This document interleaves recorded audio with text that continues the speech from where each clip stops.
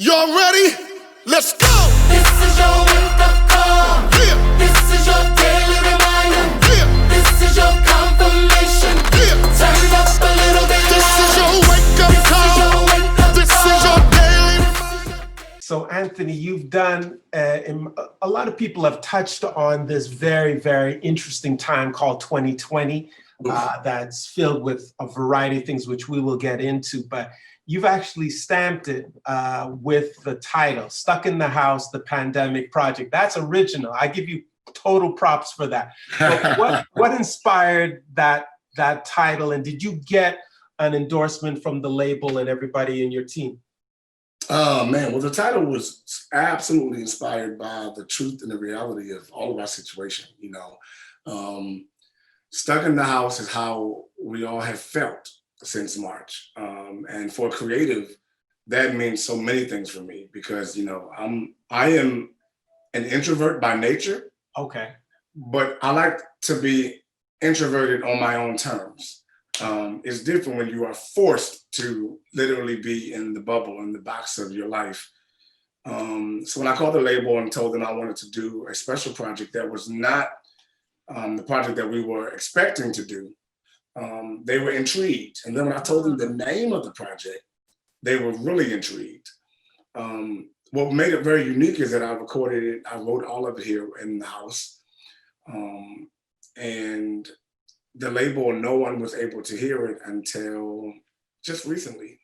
So, it was quite an adventure, even with my team, to do it. But that's where the song, the title came from, and even the songs came from, was my time being here, stuck in the house. So as you said, this was a concept album, if you will, but was this album actually initiated come March, April, or were you thinking about something in light of the times that we live in, even before that?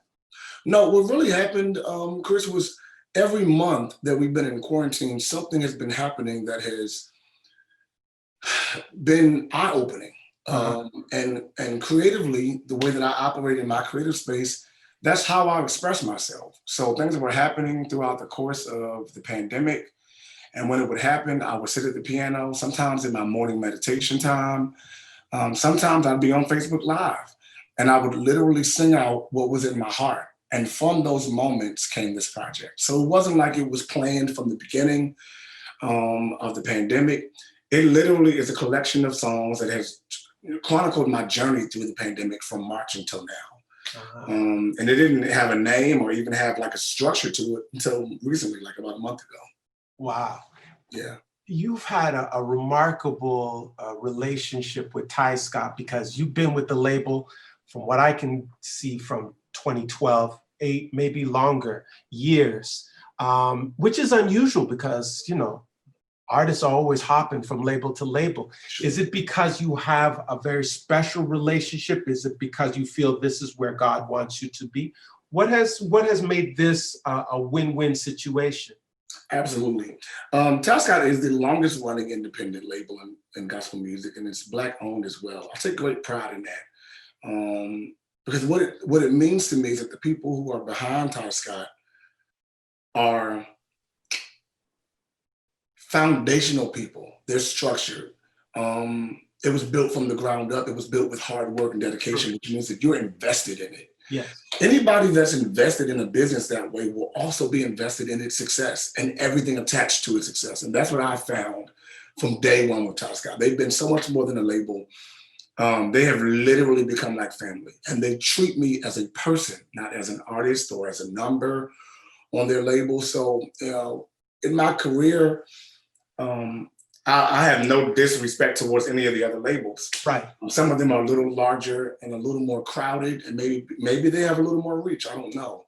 What I do know is that I feel like a much bigger fish in a small pond than I would a small fish in a large ocean, if that makes sense to you. Sure. And they treat me, like I said, in my music with such respect, not like a signed contract.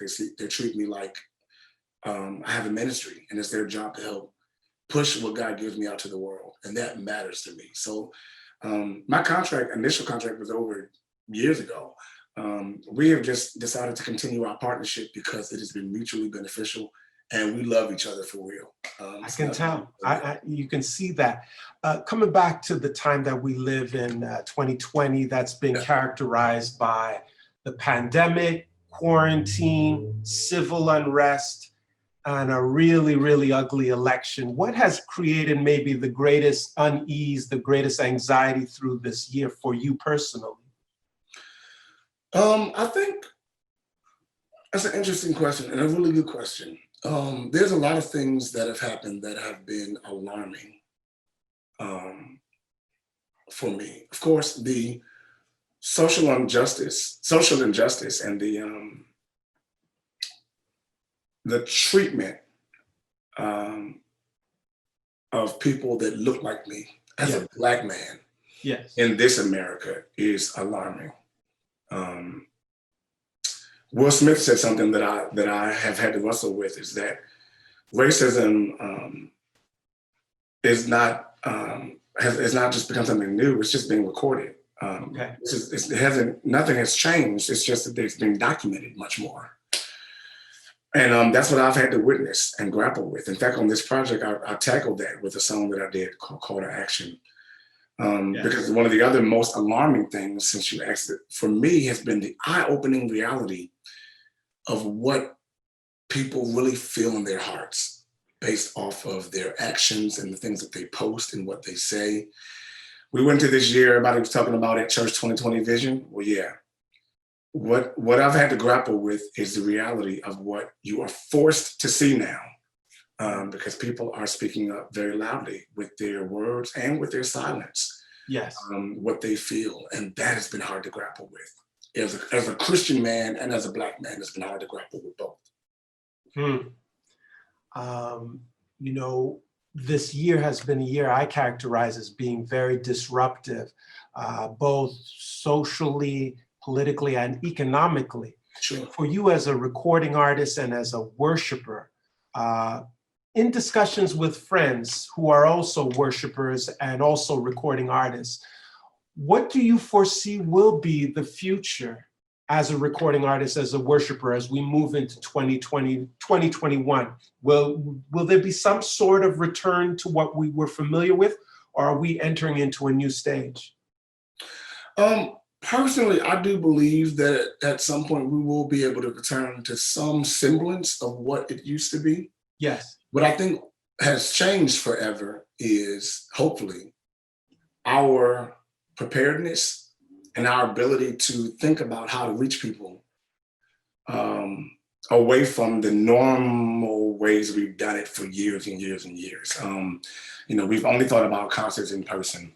Now, in this pandemic, we've now turned into virtual concerts. Yes. Ways to reach people and touch people, I think, will always be different going forward, because we'll never again want to be held back by, taking for granted the fact that we can just come together and do it. I think that will change. At least for me, it will always change. I will always now pay more attention to the resources I have around me and the ability to reach people that I'm not in the room with. And hopefully that'll be the same for everybody else as well. But what I do believe is this, especially for people who look and have experiences similar to ours. We are resilient. Yes. And there's not much that can happen that we will not find a way to still accomplish goals, especially with God's grace, His provision, His power. He's given us great creativity. And if nothing else, we learn how to adapt and still thrive in the middle of horrible times. That's very true about my people. I think it's true about people in general. So I think we'll be okay.